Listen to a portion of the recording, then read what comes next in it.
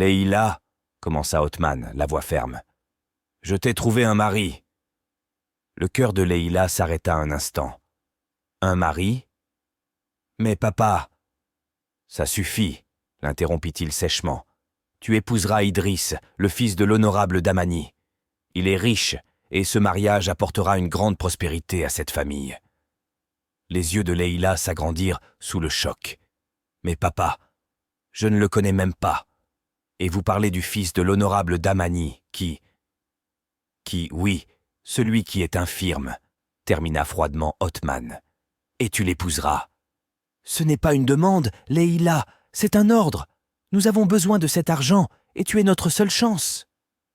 Des larmes montèrent aux yeux de Leïla. Elle n'arrivait pas à croire ce qu'elle entendait. Son père, cet homme qui l'avait toujours méprisée, tentait maintenant de la marier à un homme qu'elle n'avait jamais rencontré. Tout ça pour l'argent. Mais papa, tenta de protester Leïla, ce n'est pas juste. Je ne connais même pas Idriss. Tu feras ce qu'on te dit, tonna Othman, la voix pleine de colère. Tu penses vraiment avoir le choix? Tu devrais te montrer reconnaissante. Je t'offre une porte de sortie. Pense à la richesse, aux opportunités. Tu n'auras plus jamais à t'inquiéter de rien, lança Othman. Leïla, une jeune femme de 22 ans, était assise au bord de son lit, ses doigts agrippant la couverture usée. La pluie battait contre le toit de leur maison à Rabat. Elle pouvait entendre les rires étouffés de sa belle-mère dans le salon, bavardant joyeusement avec Amira. 6 éclats de rire lui rappelaient tout ce qui lui manquait, la chaleur, l'amour, un foyer. Son cœur se serra en pensant à sa mère. Leïla ne l'avait jamais connue. Pourtant, la culpabilité de sa mort la suivait comme une ombre. Son père, Othman, un homme d'affaires influent, s'était assuré qu'elle ne l'oublie jamais. Il était un homme brisé par la douleur, un homme qui voyait dans la mort de sa femme une conséquence directe de la naissance de Leïla. Chaque mot, chaque regard qu'il lui adressait était imprégné de ressentiment. « J'aurais préféré que ce soit toi à sa place », lui avait-il lancé un jour, froid et distant. Cette phrase résonnait encore et encore dans sa tête. Leïla n'était pas stupide.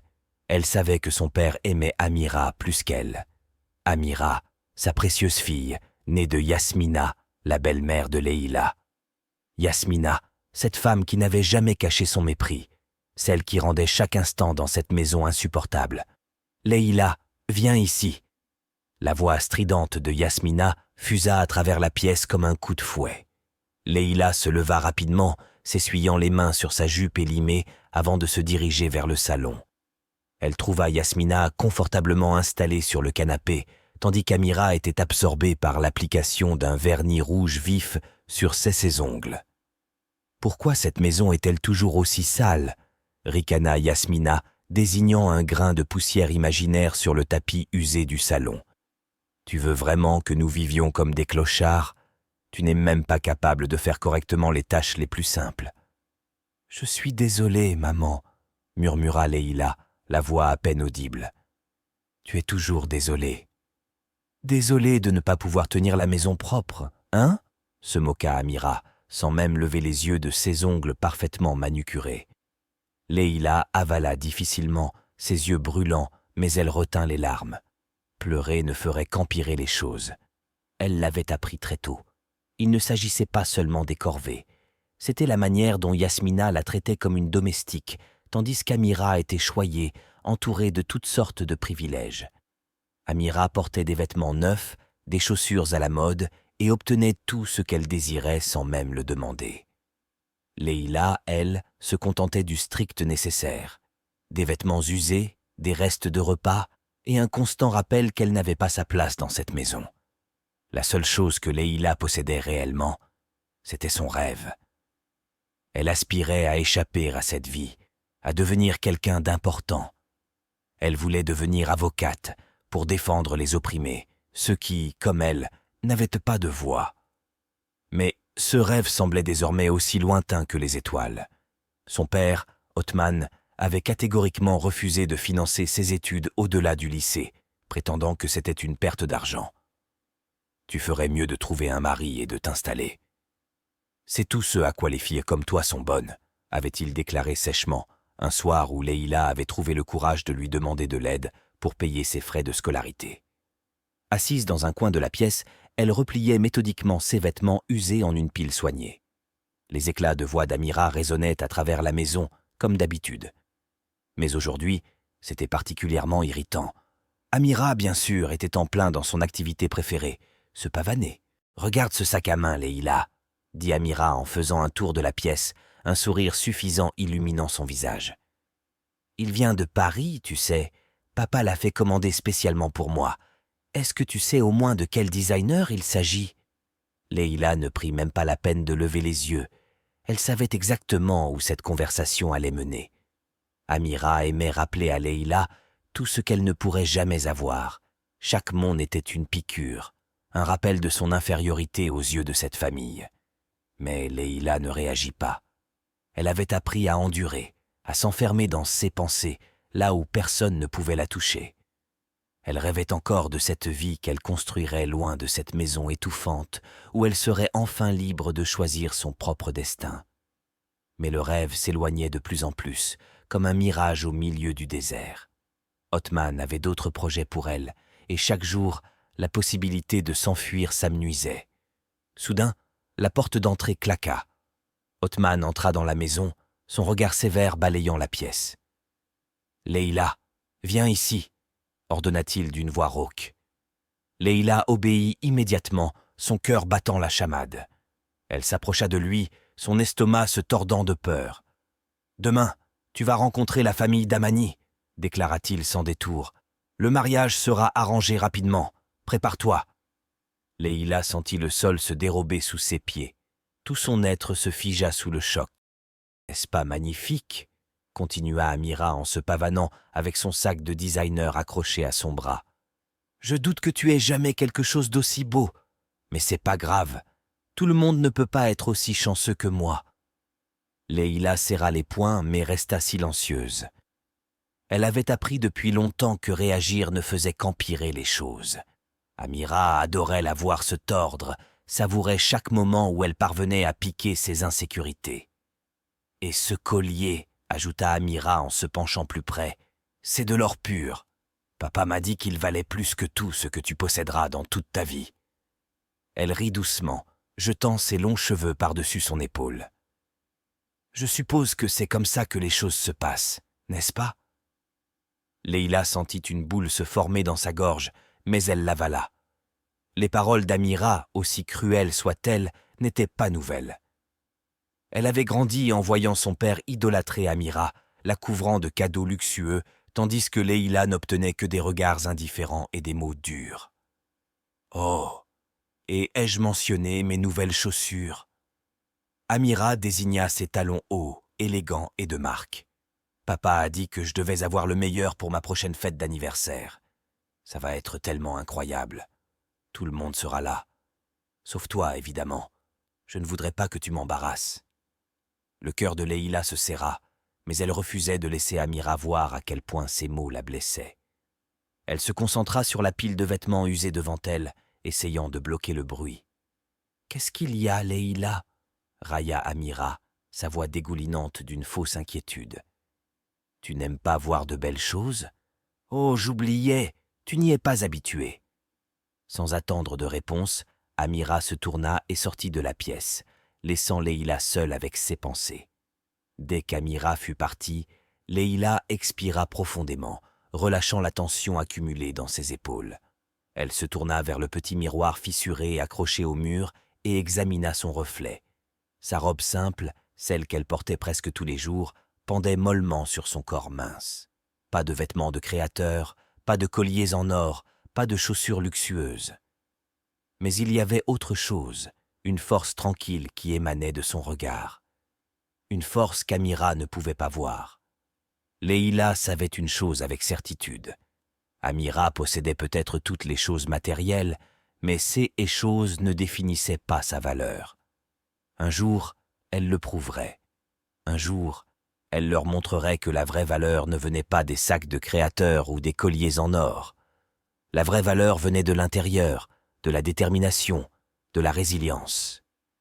Pendant ce temps, dans le quartier chic de Rabat, Madame Chacha était assise dans son bureau spacieux, tapotant ses longs ongles impeccablement manucurés sur le bureau en bois massif. Elle était la reine incontestée du matchmaking dans toute la région, une figure respectée qui savait résoudre des problèmes que personne d'autre n'osait affronter. Elle jeta un regard rapide à son agenda, un sourire satisfait aux lèvres. L'affaire du mariage entre Leïla et Idriss avançait parfaitement. Avec la réputation de la famille Damani et la position d'Othman dans les affaires, ce mariage était une union stratégique qui promettait de consolider encore plus son influence. La porte de son bureau s'ouvrit doucement et sa secrétaire entra, portant un dossier. « C'est au sujet de la jeune fille, Leïla, » dit-elle d'une voix douce mais assurée.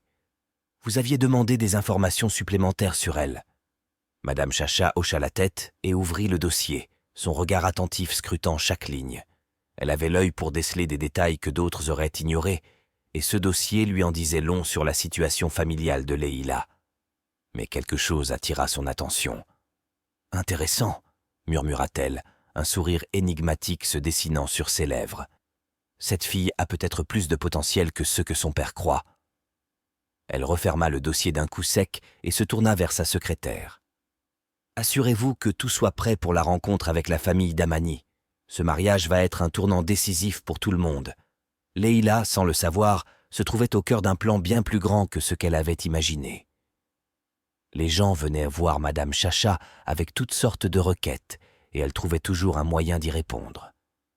Aujourd'hui, cependant, c'était différent.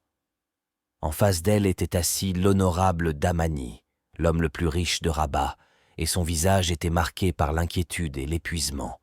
L'homme, autrefois si imposant, semblait désormais fragile, son corps affaibli par le poids des circonstances.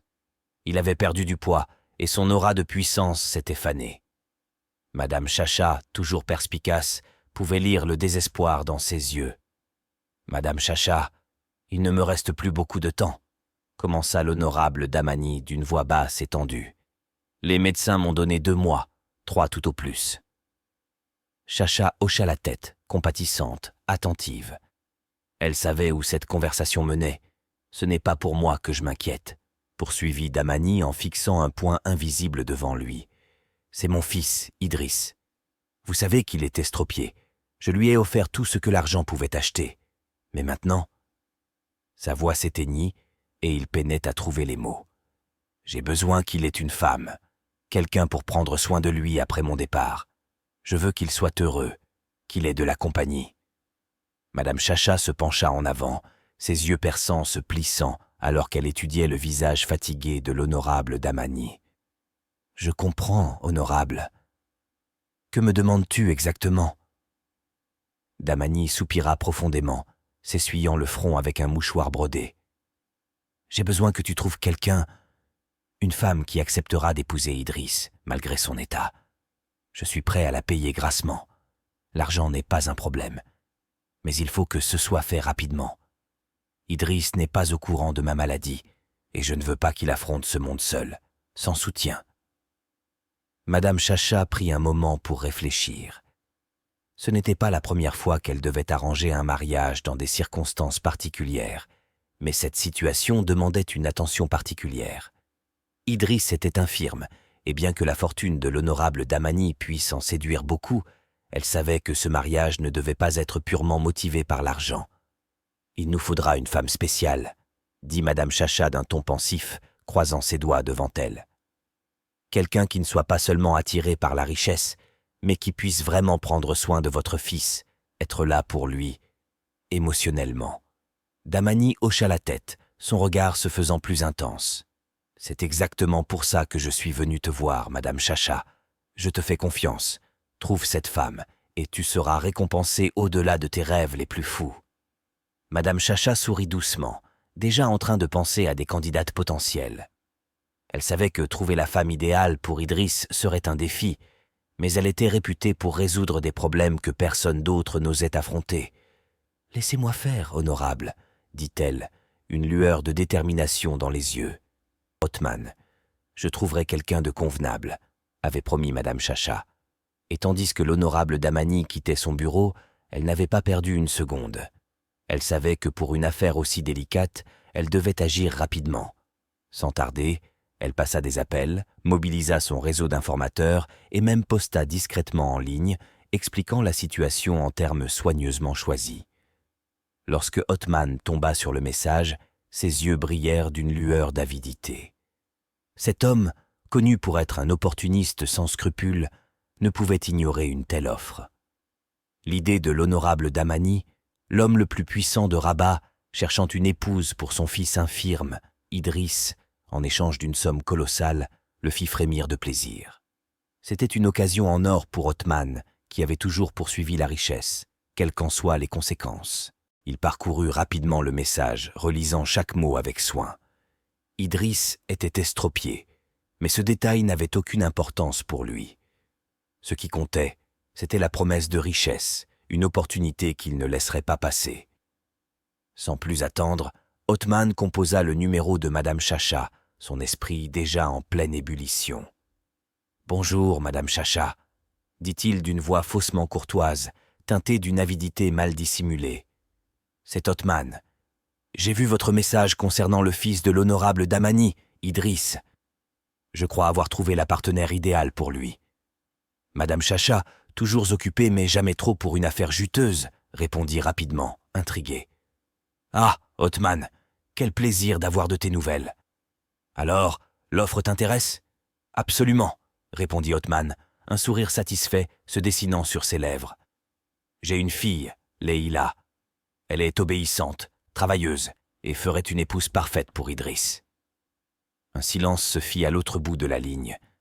Madame Chacha réfléchissait, pesant chaque mot. « Ta fille, dis-tu ? Es-tu sûr qu'elle est volontaire pour cela ?» Le sourire d'Othman s'effaça légèrement, mais il reprit rapidement contenance. « Bien sûr qu'elle l'est, » mentit-il avec aplomb. « C'est ma fille, elle fera ce que je lui dis. » Madame Chacha, bien qu'habituée aux discours pleins de promesses, resta prudente. « Très bien, je vais organiser une rencontre avec l'honorable Damani et son fils. Mais attention, Othman, ce mariage ne se limite pas à une question d'argent. L'honorable veut que son fils soit heureux. Idriss mérite quelqu'un qui le choisisse non pas pour la fortune, mais pour ceux qui l'estiment à Ted. La future épouse doit être gentille et sincère. » Othman hocha la tête vigoureusement, bien que Chacha ne puisse pas le voir. « Laissez-moi m'en charger. »« Leïla fera tout ce qui est nécessaire, » répondit-il avec assurance. Lorsque l'appel prit fin, Othman se laissa aller dans son fauteuil, son esprit s'embrasant d'idées et de rêves de richesse. C'était enfin l'occasion qu'il attendait, l'opportunité de faire fortune. Que Femi soit infirme ou que la vie de Leïla soit bouleversée n'avait pas la moindre importance à ses yeux.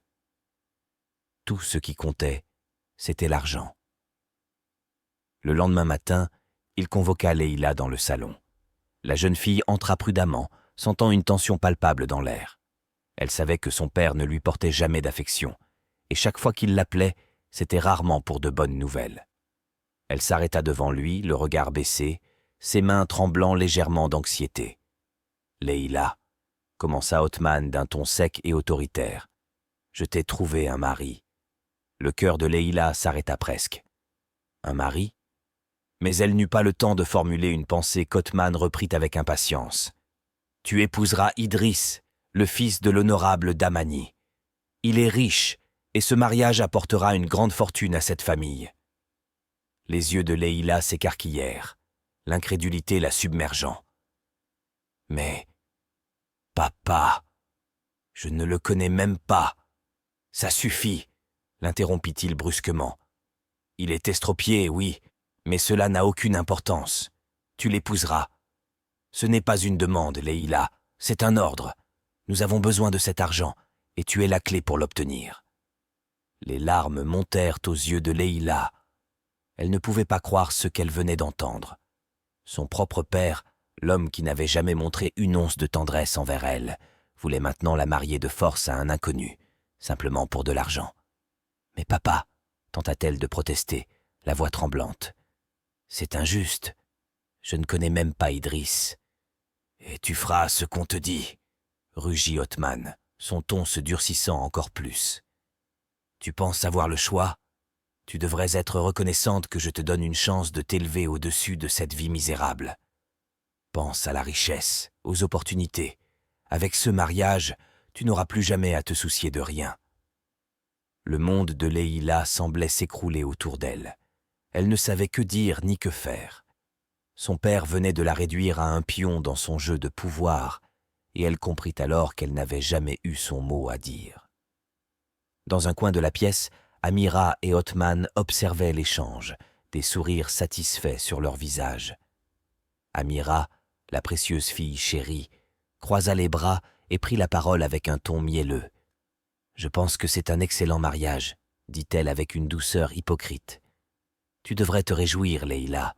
Tout le monde ne peut pas avoir la chance de se marier dans une telle richesse. » Leïla avait envie de hurler, de se débattre, mais aucune parole ne franchit ses lèvres. Elle se sentait prise au piège, comme un oiseau en cage, sans issue. Profondément, elle savait que son père ne s'était jamais soucié d'elle. Elle n'avait jamais été autre chose qu'une transaction à ses yeux. Mais ça, c'était au-delà de la cruauté. Plus tard dans la nuit, alors qu'elle était allongée dans son lit, Leïla fixait le plafond, l'esprit tourmenté. Elle ne pouvait pas épouser Idriss. Elle ne le connaissait même pas. Mais que pouvait-elle faire? Son père, Othman, avait déjà pris sa décision, et dans cette maison, sa parole était loi. Les larmes coulaient sur son visage en pensant à sa défunte mère. Si sa mère avait été encore en vie, rien de tout cela ne serait arrivé. Elle aurait eu son mot à dire, elle aurait eu un choix. Mais maintenant, elle était seule, confrontée à un avenir qu'elle n'avait jamais désiré. Le jour fatidique arriva, et l'honorable Damani se présenta à la modeste demeure d'Othman, le visage marqué par la fatigue et la résignation. Il avait pris sa décision. C'était le seul moyen pour lui de s'assurer que son fils, Idriss, ne soit pas seul après sa mort. Comme convenu, il n'y eut ni grand mariage, ni cérémonie opulente. Othman avait insisté pour que l'honorable Damani se contente de verser la dot et de finaliser l'accord. Pour Othman, ce n'était qu'une affaire, rien de plus. 6 yeux brillaient d'impatience alors que l'argent était compté et la transaction conclue. Pour lui, c'était une opportunité de richesse. Pour Leïla, c'était une condamnation à une vie qu'elle ne voulait pas. Elle se tenait silencieuse dans un coin, le cœur lourd. Elle se sentait comme un pion dans les mains de son père, vendu à une vie sans choix. « Leïla, va avec l'honorable Damani !» ordonna Othman, sa voix dure et sans émotion, ne laissant aucune place à la discussion. Leïla ne répondit pas, hochant simplement la tête en silence, les yeux remplis de larmes qu'elle retenait tant bien que mal. Elle prit ses affaires et suivit l'honorable Damani jusqu'à sa voiture. Le trajet jusqu'au manoir Damani se déroula dans un flou. Leïla regardait par la fenêtre, luttant contre un mélange d'anxiété, de tristesse et d'incertitude. Elle n'avait aucune idée de ce qui l'attendait dans cette nouvelle vie, mais elle savait que rien ne serait plus jamais pareil. Quand ils arrivèrent à la somptueuse demeure, Leïla fut impressionnée par sa grandeur et sa beauté. Le manoir, majestueux et imposant, entouré de jardins luxuriants et de statues en marbre, semblait tout droit sorti d'un conte de fées. Mais malgré toute cette splendeur, son cœur restait lourd. L'honorable Damani la guida à l'intérieur du manoir. Dans le vaste salon, elle l'aperçut pour la première fois. Idriss, assis dans un fauteuil roulant, le regard perdu à travers la fenêtre. Le cœur de Leïla se serra. Idriss était beau, avec des traits raffinés et des yeux doux qui dégageaient une force tranquille. Pendant un bref instant, elle oublia ses propres malheurs, captivée par lui. Mais Idriss, sentant sa présence, se tourna lentement vers elle, et leurs regards se croisèrent. Il y eut un silence, lourd de sens, et à cet instant précis, quelque chose changea. Leïla vit la douleur et la frustration derrière les yeux d'Idriss, la souffrance d'un homme attaché à un fauteuil roulant depuis toujours. Et Idriss, lui, reconnut la tristesse dans les yeux de Leïla, une tristesse qui faisait écho à la sienne. Les jours se transformèrent en semaines, puis en mois. Petit à petit, Leïla commença à s'adapter à sa nouvelle vie au manoir Damani. Malgré les circonstances difficiles, elle décida de ne pas se laisser abattre par l'avidité de son père. Au lieu de céder à la tristesse, elle choisit de se concentrer sur le bien-être d'Idriss. Chaque matin, elle le saluait avec un sourire sincère, puis l'emmenait dans le jardin, où ils passaient de longues heures à discuter, à échanger des histoires et à trouver un réconfort inattendu dans leur solitude partagée. Idriss, qui avait longtemps vécu replié sur lui-même, commença peu à peu à s'ouvrir à Leïla. Elle ne le voyait pas comme un infirme, mais comme un homme à part entière, un être avec des rêves et des peines comme n'importe qui. Elle ne le plaignait jamais. Au contraire, elle l'encourageait, lui rappelant chaque jour qu'il valait plus que son handicap. Peu à peu, des gestes tendres et des sourires complices remplacèrent la distance initiale. Femi trouvait en elle une force, une bienveillance qu'il n'avait jamais connue. Le lien entre eux grandissait, jour après jour. La tristesse qui habitait Leïla au début commença à s'effacer, remplacée par une nouvelle détermination, celle de rendre Idriss heureux. Et en agissant ainsi, elle réalisa qu'elle tombait amoureuse de lui. Elle aimait sa douceur, son intelligence, et surtout la manière dont il la comprenait sans même qu'elle ait besoin de mots. De son côté, Idriss commença à voir Leïla sous un nouveau jour. Elle n'était plus simplement la jeune fille que son père avait amenée dans sa vie, elle était celle qui avait comblé le vide immense qu'il ressentait depuis toujours. Le rire de Leïla, son sourire réconfortant, avait illuminé sa vie de manière inattendue. Pour la première fois depuis des années, il se sentait complet. L'honorable Damani observait souvent ces moments depuis la fenêtre de son bureau. Il voyait à quel point Leïla avait changé la vie de son fils, apportant de la lumière là où il n'y avait auparavant que de l'obscurité. Alors qu'il regardait son fils sourire pour la première fois depuis longtemps, une larme coula sur sa joue, non pas de tristesse, mais de gratitude. Il savait que, malgré tous ses doutes, il avait fait le bon choix en faisant entrer Leïla dans leur vie. C'était une larme de soulagement. Maintenant, c'est la bonne fille, se murmura-t-il. Et c'est le bon moment. Un soir, alors que le soleil projetait une douce lueur orangée sur le manoir, l'honorable Damani et Idriss demandèrent à Leïla de les rejoindre dans le salon. Intriguée par le ton sérieux de leur voix, Leïla s'assit, curieuse de savoir ce qu'ils avaient à lui dire. Idriss, comme à son habitude, était assis dans son fauteuil roulant, son visage calme mais empreint de gravité, tandis que l'honorable Damani les observait tous les deux avec un sourire bienveillant. « Leïla, » commença Idriss, sa voix ferme mais pleine d'émotion, « il y a quelque chose que je dois te dire. » Le cœur de Leïla battit plus fort. Elle sentait que ce qu'il allait dire allait tout changer. Soudain, à sa grande surprise, Idriss se leva de son fauteuil roulant et se mit debout. Leïla haleta, ses yeux s'agrandissant d'incrédulité. Pendant des mois, elle avait veillé sur lui, croyant sincèrement qu'il ne pouvait pas marcher. Ce qu'elle voyait lui semblait irréel. « Idriss, tu peux marcher ?» murmura-t-elle bouleversée, son cœur battant à tout rompre. « Je suis vraiment désolé, Leïla, » dit Idriss en s'approchant d'elle, ses yeux débordant de sincérité et de regret. « Laisse-moi t'expliquer. » Leïla resta figée, essayant de comprendre ce qui se passait. L'honorable Damani, silencieux jusqu'à présent, regardait la scène, ses yeux reflétant un mélange de soulagement et d'émotion. Idriss prit une profonde inspiration et continua. « Mon père voulait que je trouve quelqu'un qui m'aimerait pour ce que je suis, et non pour ma richesse. Toute ma vie, j'ai été entouré de gens attirés par notre fortune, par le statut de ma famille. Lorsque mon père a été diagnostiqué avec son cancer, il a voulu s'assurer que la femme que j'épouserais serait celle qui m'aimerait vraiment, indépendamment de ma situation. » Leïla, les larmes aux yeux, resta silencieuse, écoutant chaque mot qu'Idriss prononçait. « Nous avons donc imaginé ce plan pour faire croire que j'étais infirme, » poursuivit Idriss. « Je devais savoir si celle qui entrerait dans ma vie m'aimerait pour qui je suis, et non pour ce que je pourrais lui offrir. » Idriss fit une pause, ses yeux se remplissant de tendresse. « Je ne savais pas que ce serait toi. Je ne m'attendais pas à rencontrer quelqu'un d'aussi bon, d'aussi sincère et aimant que toi, Leïla. Tu m'as montré ce qu'est le véritable amour. » Tu es resté à mes côtés.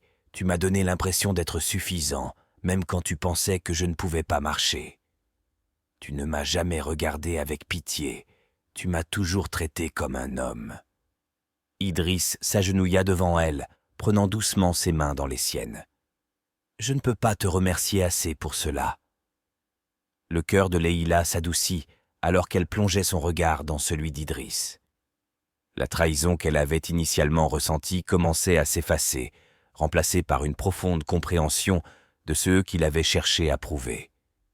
Il avait voulu trouver un amour véritable, et elle savait dans son cœur qu'elle l'aimait réellement. L'honorable Damani, qui était resté silencieux, parla enfin, sa voix pleine d'émotion. « Leïla, tu as prouvé à mon fils que l'amour authentique existe, celui qu'aucune richesse ne peut acheter. Tu es la femme idéale pour lui, et maintenant, je peux partir en paix, sachant que tout ce que j'ai construit sera entre de bonnes mains. » Leïla essuya les larmes qui coulèrent sur ses joues, encore sous le choc de cette révélation. Mais au fond d'elle, elle savait que l'essentiel n'avait pas changé. Son amour pour Idriss n'avait jamais été motivé par sa richesse, et elle se sentait désormais encore plus liée à lui. Le lendemain matin, l'honorable Damani appela ses avocats. Il était temps de transférer ses propriétés, ses investissements et tous ses actifs à Idriss, comme il l'avait prévu. Avec Leïla à ses côtés, il savait que son héritage était en sécurité. Le soleil du matin baignait le manoir Damani d'une lumière douce, remplissant la maison d'une tranquillité apaisante. Mais un étrange silence pesait dans l'air. L'honorable Damani, qui s'était couché la veille, apaisé par ses décisions et en paix, ne s'était pas réveillé. Leïla fut la première à ressentir que quelque chose n'allait pas. Lorsqu'elle frappa à sa porte et n'obtint aucune réponse, un mauvais pressentiment la traversa. Elle entra doucement dans la pièce, le cœur lourd, pour le trouver allongé, immobile, son souffle désormais éteint. Pendant ce temps, chez Othman, les choses s'effondraient rapidement. L'entreprise autrefois prospère qu'il dirigeait s'était effondrée. Ses investissements avaient échoué et la malchance semblait le suivre à chaque tournant. Son attitude autrefois confiante était maintenant marquée par le désespoir et la frustration. Un jour, alors qu'il errait sans but dans les rues, un vieil homme, un prophète aux yeux perçants et sages, se présenta sur son chemin et l'arrêta dans son élan. « Toi, » dit le prophète d'une voix forte malgré son âge, « tu as perdu quelque chose de précieux. » Othman fronça les sourcils. « Que veux-tu dire ? Qui es-tu ? » « Je suis un messager, » répondit le prophète, « et j'apporte un avertissement. Vous avez perdu un bijou, un trésor que vous n'avez jamais apprécié. Ce bijou était ta chance, ta protection, et maintenant, sans elle, tu n'as plus rien. » Le cœur d'Othman manqua un battement. « Un bijou ? De quoi parles-tu ? » « Votre fille, » dit le prophète, sa voix résonnant avec certitude. « Elle était ton porte-bonheur. Depuis qu'elle a quitté votre maison, votre vie est dans le chaos. Tout. Ce qui était autrefois un succès s'est effondré. Vous avez repoussé la seule personne qui a apporté la fortune à votre maison, et maintenant vous en souffrez. » Othman ressentit une onde de choc. Leïla. Pendant tout ce temps, il l'avait méprisée et maltraitée, et il réalisait maintenant que c'était précisément ce qu'il avait mis de côté, qui était la source de son malheur. Si vous souhaitez restaurer ce que vous avez perdu, vous devez la retrouver, continua le prophète. Ramenez-la, et alors seulement vous verrez votre fortune revenir. Othman resta figé, le poids des paroles du prophète pesant sur lui. Cette prise de conscience le frappa comme un raz-de-marée. Leïla, la fille qu'il avait maltraitée et rejetée, était la clé de sa chute. Maintenant, il devait la retrouver. Déterminé, Othman entreprit de localiser Leïla. Il savait que l'honorable Damani l'avait emmenée après que la dot ait été payée, mais il n'avait aucune idée de l'endroit où il vivait. Après des heures de recherche et de questions, il réussit à trouver le bureau de l'honorable Damani à Rabat. Il espérait y trouver des indices, peut-être quelqu'un qui pourrait lui indiquer la bonne direction. Lorsqu'Othman arriva au bureau, il fut surpris de le voir plein d'activités. Il s'approcha de la réception, anxieux et impatient. « Je dois parler à l'honorable Damani, » exigea Othman. « C'est urgent. » La réceptionniste le regarda avec une expression sympathique. « Je suis désolé, monsieur, mais l'honorable Damani est décédé hier. Son fils et sa belle-fille gèrent désormais ses affaires. » Le cœur d'Othman manqua un battement. Damani était mort.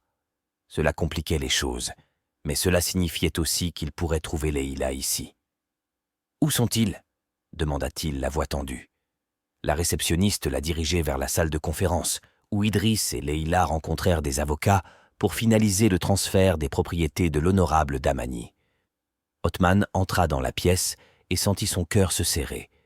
Là, assis côte à côte, se trouvaient Idriss et Leïla, en pleine conversation. Leïla, plus forte et plus confiante, ne ressemblait plus à la fille qu'il avait connue. Idriss, debout, avait l'air serein. Leïla leva les yeux et rencontra son regard. Un éclat de reconnaissance suivi d'une expression froide. « Othman, que fais-tu ici » demanda-t-elle d'une voix ferme. « Je suis venu te trouver » balbutia-t-il, sa voix se brisant sous le poids de sa culpabilité. « J'ai fait des erreurs. Je ne savais pas combien tu comptais pour moi. »« Un prophète t'a dit de venir me trouver, maintenant, après tout ?» rétorqua Leïla, le ton glacial. Othman, submergé par le regret, répondit « J'ai tout perdu, Leïla. Ma vie s'est effondrée. Tu étais ma bénédiction, et j'étais trop aveugle pour le voir. » Idriss se leva alors, prenant la défense de Leïla. « Tu veux juste qu'elle revienne parce que tu penses qu'elle peut arranger ta vie. Mais où était cet amour paternel lorsqu'elle souffrait sous ton toit ?»